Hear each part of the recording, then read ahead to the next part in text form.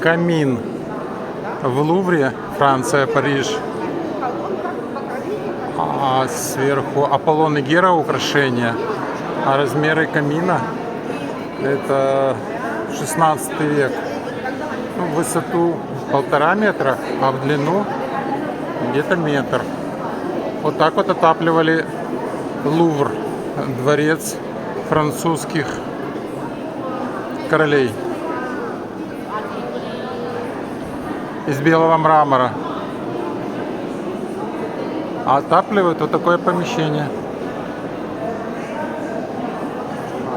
Здесь убивали гугенотов в Варфоломеевную ночь и топили этот камин.